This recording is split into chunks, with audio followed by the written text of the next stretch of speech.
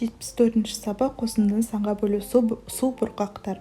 Сен қосындыны санға бөлуді орындап үйренесің. Өрнекті есептеп мәнімен сәйкестендірсең су бұрқақтың қай жерде орналасқанын білесің. Өрнектің мәні су бұрқақтың биіктігін білдіреді.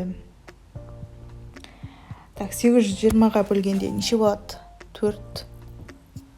Ал 108-ден 16-ны азайтқанда неше болады?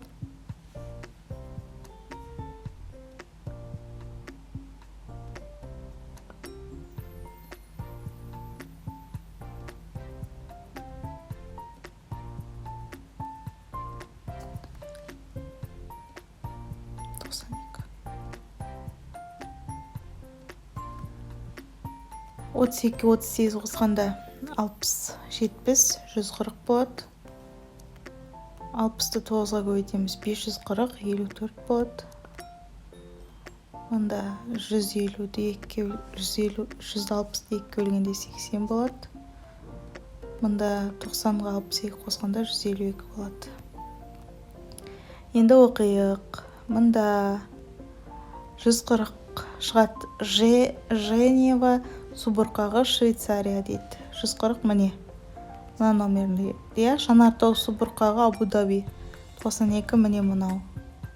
Женева міне мұнау. Сосын 80 көбейтілген 4 қай жерде шықты? Бізде 54 метр. 54 міне. Әнші 152 міне. 80 міне. Астана 140. Енді 4. Амына жерде 40 болады. Сонда міне мұны екеуі қосылады екен. Келесі. Екінші есеп. Суреттерге қара, берілген жағдайлардың әрқайсысына бөлудің қалай орындалғанын түсіндір. Қараңыздар, 4-еу бұл бізде қызыл шариктар. Ал жасыл бізде 8 жасыл шарик бар, е? 4-ке 8-ді қосамыз, 2-ке бөлеміз, 12 бөлінген 2 тең 6. Қосындыны санға бірнеше тәсілмен бөлуге болады. Бірінші тәсіл қосындының мәнін тауып оны санға бөлу керек. Екінші тәсіл қосылғыштардың әрқайсысын санды бөліп, шыққан нәтижені қосу керек.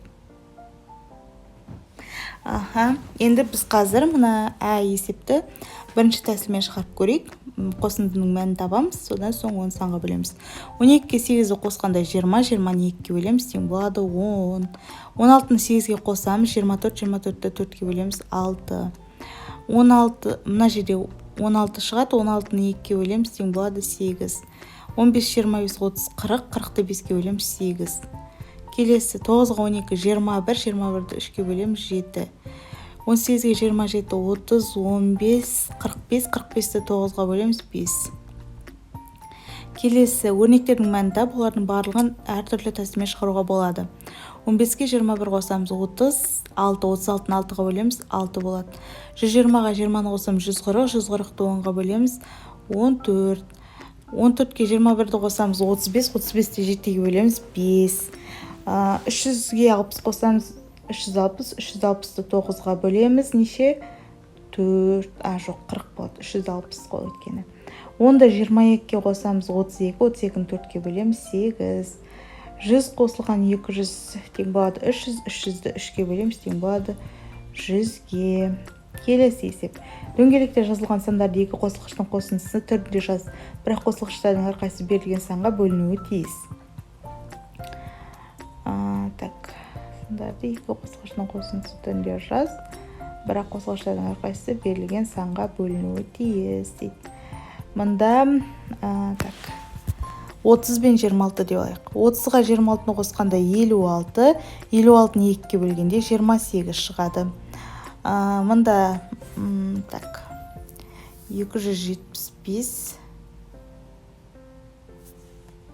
200 бен 75 санының қосындысы деп ақ, 275-ті 5-ке бөлгенде 55 шығады. Мұнда 120 көбейтілген 240, мұнда 160 бен 80 деп алайық. 240-ті 20-ға бөлгенде 120 саны шығады. Келесі Бесінші есепті шығар. Саябақтағы 2 гүлзар үшін 12 қолмен және 14 автоматты түрде суғаратын қондырғы әкелінді. Қондырғылар 2 гүлзарға тең бөлінді. Әр гүлзар үшін неше қондырғы әкелінді?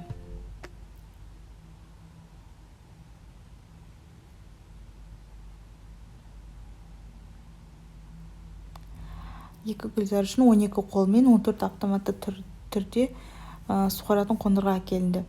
Жалпы құрылғы бізде 26 саны, общий. Енді осы 26 2-ге тура бөлінді дейді. Сонда бізде әрбіреуінде, әрбір гүлзарда 13 қондырға бар. Қондырғылар 2 гүлзарға тең бөлінді, міне 2-ге бөлдік. Әр гүлзар үшін неше қондырға әкелінді? Әр қондырға үшін 13 қондырға әкелінді. Әртүрлі тәсілдердің бірімен есептеп, қосындыны шығарып, қосындыны қосып, қосындының мәнін тауып, оны 3-ке бөлеміз. Санға бөлу деген жаңа бірінші тәсіл бар ғой, сол бойынша шығарамыз. 600-ді 300-ге қосамыз 900, 900-ді 3-ке бөлгенде 300 болады. Енді мынада біз 600-ге 300 қосамыз 900, 900-ді 9-ға бөлеміз 100. Бұнда керісінше, 56-ны 8-ге бөлеміз тең болады. Неше болады? 7. 520-ны 5-ке бөлеміз. Жоқ, бұл кезде былай шығарамыз, қараңыздар. 500-ді бірінші 5-ке бөлеміз, сосын 20-ны 5-ке бөлеміз, шыққан сандарды қосамыз. 500-ді 5-ке бөлгенде 100, 20-ны 5-ке бөлгенде 4, екеуін қосқанда 104. Келесі, 200 қосу 320 бөлінген 4 тең 80. Мұнда 480-ді 8-ге бөлеміз, тең болады 60. Есепті шығар. Субұрқақтарды жарықтандыру үшін 80 шам дайындалды. Әр субұрқаққа 6 сары мен және 4 көк шам орнатылды. Сары шам нешеу, көк шам ше дейді.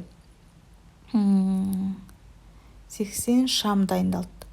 Әр субұрқаққа 6 сары және көк шам орнатылды. Сары шам нешеу дейді. 80-ді бөлеміз 6 мен 4-тің қосындысына.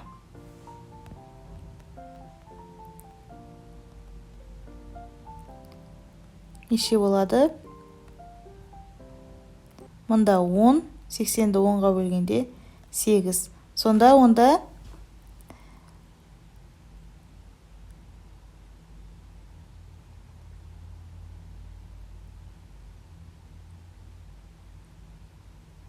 әр субұрқаққа, сонда ол жақта бізде 8 жаңағыдай субұрқақ бар. 8 субұрқақ бар. Әр субұрқақта 6 сары, 4 көк шам орнатылды. Әр субұрқақта өзі 8 жаңағы шам болса, онда біз 8 субұрқақ болса, онда қазір қанша сары шам, қанша көк шам бар екен анықтаймыз. Сары шамды анықтау үшін 8-ді 6-ға көбейтеміз. Сары шам, былай сары деп жазып қойын. 8-ді 6-ға көбейтеміз, тең 48. 48 сары шам бар, ал көк шам 4-ті 8-ге көбейтеміз, тең болады 32 көк шам бар. Келесі 6-шы есеп, өрнекті баған түрінде жаз және есепте дейді. Өрнекті баған түрінде жаз және есепте қазір. 973 минус 486. Неше болады? 13-тен 6 азайтамыз 7, 16-тан 8 азайтамыз 8, 8-ден 4 азайтамыз 4, 487. 973-тен 486-ны азайтқанда 487. 389-ға 179-ды қосамыз. 175-ді. 9-ға 5 14, бір ойда, 7-ге 8 15, ойдағы мен 16, бір ойда, 3-ге 1 4, ойдағы мен 5 564.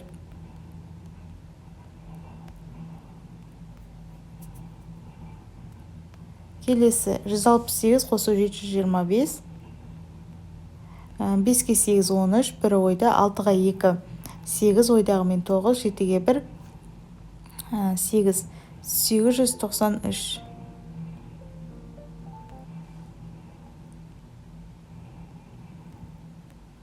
Мында 784 минус 136. 14-тен 6 азайтамыз 8, 7-ден 3 азайтамыз 4, 6-тан 1 азайтамыз 5, 548. Келесі 9-шы есеп.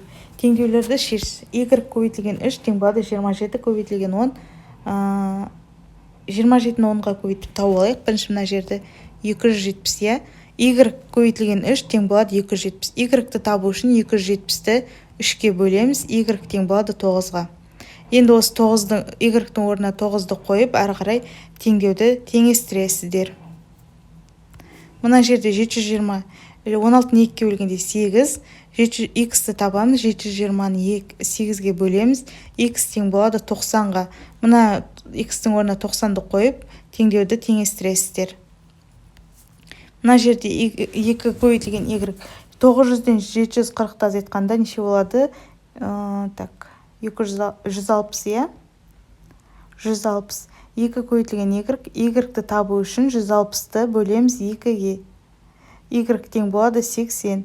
Мына жердегі y-тің орнына 80-ді қойып, теңдеуді теңестіресіздер. Сол кезде тең болады 160 тең 160-қа. 10 берілген 3 есе ұзын кесін, берілгеннен 3 есе ұзын кесінділерсіз, олардың ұзындығы миллиметрмен жаз. Мына жер мысалы 2 болса, сіздер дәптерге 6 сантиметрлік не сызасыздар, кесін сызасыздар. Мына жер мысалы 4 болса, онда сіздер 8 сантиметрлік кесінді сызасыздар. Бірақ сіздер миллиметрмен жаз дейді, миллиметрге айналдырып шығаратын боласыздар. 11-ші есеп 175 цифрларын қолдана отырып, қанша 2 таңбалы сан жазуға болады? Берілген цифрларды бірнеше рет қолдануға болады. Барлық нұсқаларды жаз. 175 цифрларын қолдана отырып, қанша 2 таңбалы сан жазуға болады? Жазып көрейік. 17, 75, 71, 57, сосын тағы 15, 51,